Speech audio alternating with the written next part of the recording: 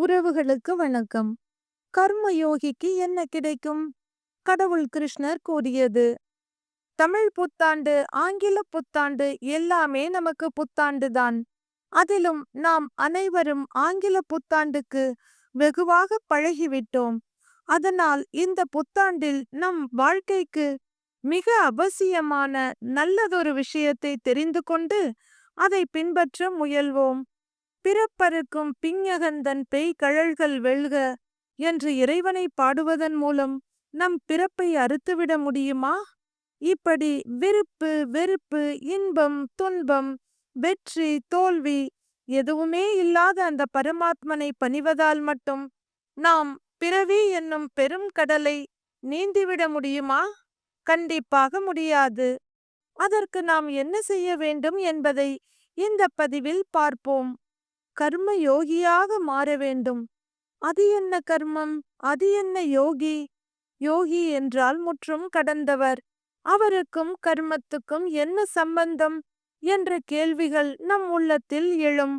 இதற்கு கிருஷ்ணர் மகாபாரதத்தில் கூறும் உபதேசம் அர்ஜுனனுக்கு மட்டுமல்ல, நமக்கும் தான் என்பதை உணர்ந்து கொண்டு அதை கடைபிடித்தால் போதும். பிறவி பெருங்கடல் என்னும் இந்த பந்தத்தை அறுத்து நமக்கு முக்தியை அளிப்பார். அப்படியும் பிறப்புகள் இருந்தால் அதை நிம்மதியுடன் வாழ வழிவகுப்பார். அதற்கு நாம் செய்ய வேண்டியது என்ன? இல்லறத்தை அல்லல் அறமாய் நினைத்து துறவரத்தை நல்லறமாய் ஏற்க வேண்டுமா? காடு மலை என்று கடும் தவம் புரிய வேண்டுமா? பல நாள் பட்டினி கிடந்து உடலை வருத்தி பல பரிகாரங்களை செய்ய வேண்டுமா? இல்லவே இல்லை. நாம் வாழும் வாழ்க்கையை முறையாக வாழ வேண்டும். இருக்கும் நிலையில் எப்படி வாழ வேண்டும் என்பதைத்தான் பார்க்க வேண்டுமே தவிர, கடமைகளை துறந்து சமுதாயத்தை துறந்து செல்வது என்பது ஏற்புடையதல்ல. வியாசர் துறவியாக இருந்தாலும் அவருடைய கடமைகளை கை கழுவவில்லை. வேண்டிய போது வேண்டியவர்க்கு நல் அறிவுரைகளை வழங்கி நல் வழிகாட்டியாக திகழ்ந்தார். குருஷேத்திர போர்க்களத்தில் பகவான் கிருஷ்ணர் சொன்ன வாழ்வியல் கோட்பாடுகளையும் நெறிமுறைகளையும் நமக்கு செவ்வனே தொகுத்து மகாபாரதம் என்ற மாபெரும் காவியத்தை கொடுத்தார்.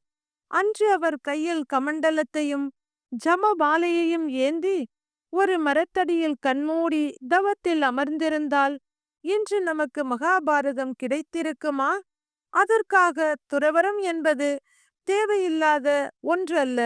அது நம் சமுதாயத்துக்கு, குடும்பத்துக்கு, இந்த உலகுக்கு செய்ய வேண்டிய அனைத்து கடமைகளையும் முடித்த பின் கடவுளை அடையும் கடைசி நிலையாகும். அந்த நிலை என்பது கடமைகளை சரிவர முடித்து நம் உடலில் இருக்கும் ஆத்மாதான் பரமாத்மாவின் அம்சம் என்பதை அறியும் நிலையாகும். அப்படி இல்லாமல் தன் தேகமே அனைத்தும் என எண்ணும் ஆத்மாக்கள் தேகத்தின் மேல் மோகம் கொண்டு மறுபடி பிறப்பெடுத்து கொண்டே இருக்கின்றன. இவ்வுலக மாயைகளான இச்சை, மோகம் போன்றவற்றை எதிர்த்து நிற்கும் முயற்சியை மேற்கொள்ளாத ஆத்மாக்கள் நிரந்தர அதர்மத்தை செய்கின்றன. நாம் என்பது சரீரமல்ல, ஒரு ஆத்மா என்பதை உணர வேண்டும். பூமியில் நம் கண்களுக்கு புலப்படும் ஒவ்வொரு உயிரும் அந்த பரமாத்மாவின் அம்சம் என்பதையும் உணர்தல் அவசியம்.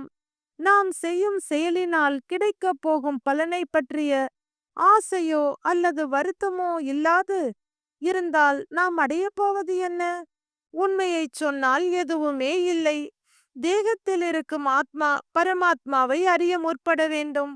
ஆனால் சில வேளைகளில் மாறான நிலை உருவாகிறது. அதனால் அறியாமை மூலம் அதர்மம் பெருகி விடுகிறது. கர்ம பந்தத்திற்கு கட்டுப்பாடு என்பது உண்டு. ஆனால் காரிய பந்தம் கட்டுப்பாடற்றது. கர்மம் காரியம் இதற்கு இடையில் உள்ள வேறுபாட்டை அறிவதன் மூலம் மேன்மையான நிலையை அடைய முடியும். கர்மம் அனைத்தும் காரியமாகலாம், ஆனால் காரியம் அனைத்தும் கர்மமாகாது. கர்மமாக காரியத்தை செய்பவன் இந்த உலகின் ஆனந்தம் அனைத்தும் அகத்தில் உள்ளது என்று நினைப்பான். நாம் சுகத்தின் மீது, ஆஸ்தி பேரானந்தத்தின் மீது ஆசை வைத்து காரியமாற்றினால் அந்த காரியத்தின் மீது தொடர்பு கொண்டவராக மாறுவோம். அந்த ஆசை உள்ளத்தில் உறைந்து அதன் மீது பற்றை ஏற்படுத்தி மீண்டும் மீண்டும் பிறப்பெடுக்கும் நிலையை உருவாக்கிவிடும். கிராமப்புறங்களில் முன்பெல்லாம் ஒரு பேச்சு வழக்கில் இருந்தது. நெஞ்சில் என்ன ஆசை இருந்ததோ தெரியல, நெஞ்சு கூடு வேகவே இல்ல என்பார்கள். எப்போது ஒரு கர்மம் பலன் மற்றும் ஆசையால் செய்யப்படுகிறதோ அதை சதாம கர்ம யோகம் என்று சொல்வர். எப்போது ஒரு கர்மம் பலன் மீது ஆசை இல்லாமல் செய்யப்படுகிறதோ அதை நிஷ்காம கர்மம் என்று அழைப்பர். உண்மையில் மனிதனோடு தொடர்புடையது கர்மங்கள் அல்ல, அந்த கர்மங்களோடு சம்பந்தப்பட்ட ஆசைகளே ஆகும். செய்யும் செயலில் வெற்றி மீது ஆசை கொண்டு அது தோல்வியில் முடிந்தால் அளப்பரிய வேதனை மனதை வருத்தும். அது மீண்டும் மீண்டும் வெற்றி பெறுவதற்கான வேறு வேறு மார்க்கங்களில் இட்டுச் செல்லும். அதற்காகவே மனிதன் மறுஜென்மம் எடுக்க வேண்டி இருக்கிறது. இதை மாவீரன் என்ற படத்தில் 400 ஆண்டுகளுக்கு பிறகும் கொண்ட காதலுக்காக கதாநாயகனும் கதாநாயகியும் பிறப்பெடுத்ததாக காட்டப்பட்டது. ஒருவேளை நாம் செய்யும் செயலில் வெற்றி பெற்றால் மனதை அகங்காரம் ஆட்கொள்ளும். அந்த அகங்காரம் மேலும் மேலும் வெற்றியை குவிக்கும், ஆசையை தூண்டும். அதற்காக எந்த எல்லைக்கும் செல்ல தயாராக இருப்போம். அந்த நிலை பாவம் புண்ணியம் எதையும் அறியாது, இலக்கு ஒன்றை நோக்கியே ஓடும். சுக துக்கத்தை சமமாய் பாவித்து லாப நஷ்டம் வெற்றி தோல்வி பற்றி எண்ணாமல் காரியத்தை செய்தால் பாவத்தின் சாயை கூட நம்மேல் படியாது. இதுவே கர்மயோகம். சாங்கிய குணத்தை பெறுகிறவர் ஒன்றை உணர்வார். இந்த கூட்டில் குடியிருப்பது ஆன்மா என்பதை அறிந்து கொள்வார். சரீரத்தின் சுகமான அனுபவங்களோ வேதனையான அனுபவங்களோ மரணம் வரை மட்டுமே. இதை உணர்பவனே கர்மயோகி.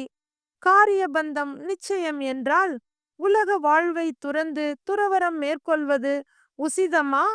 சத்வகுணம் கொண்ட தர்மத்தை பற்றி அறிந்தவர்கள் இந்த உலகத்தை உலக வாழ்வை விட்டு ஒதுங்குவதால் அதர்ம எண்ணம் கொண்டவர்கள் அகிலத்தை அழிக்க துவங்குகின்றனர்.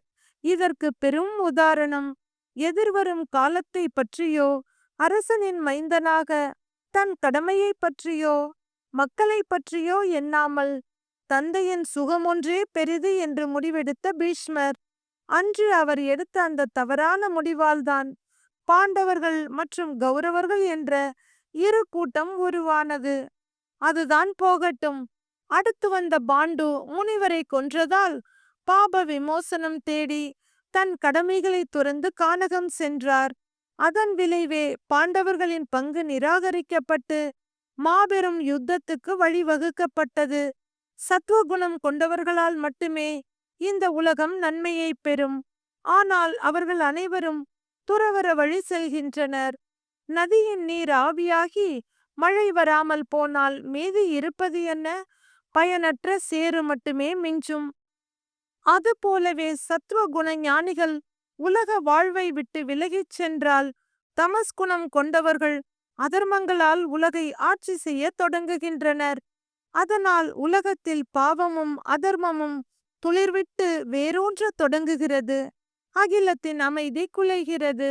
அப்படி ஒரு சிக்கலான நிலை வரும்போது கர்மயோகி இந்த உலகை காக்க தன் கர்மத்தை செய்ய வருகிறான். ஒரு கர்மயோகி பலன்கள் ஆசைகளை தியாகம் செய்யலாம், ஆனால் கர்மத்தை தியாகம் செய்ய மாட்டான். அவனையே இந்த உலகம் எந்த நிலையிலும் துறவரம் காண்பவன் என்று போற்றுகிறது. நற்காரியங்களை செய்பவர் அதன் பலன்களை ஒதுக்கி விடுவர். கர்மயோகி தன்னை ஈன்றவர் உறவினர் எவரிடமும் எந்த வேண்டுதலையும் முன்வைக்க மாட்டான். துறவரத்தின் பலனை வேண்டாவிடினும் அதற்கான பலன்கள் அவரை வந்து சேரும். இதைத்தான் கீதையில் கிருஷ்ண பரமாத்மா கடமையை செய், பலனை எதிர்பார்க்காதே என்று ஈரடியில் சொல்லியிருக்கிறார். கடமையை செய்வோம், பலனை எதிர்பாராமல். இந்த தேகம் எனும் கோவிலை கொண்டு உள்ளிருக்கும் பரமாத்மாவை உணர்ந்து அந்த பார்கடல் வாசனின் தாள்களில் சரணடைந்து பிறவா பெருநிலை பெறுவோம். இறைவா, எங்களுக்கு பிறப்பில்லாத பேரானந்த நிலையை கொடு.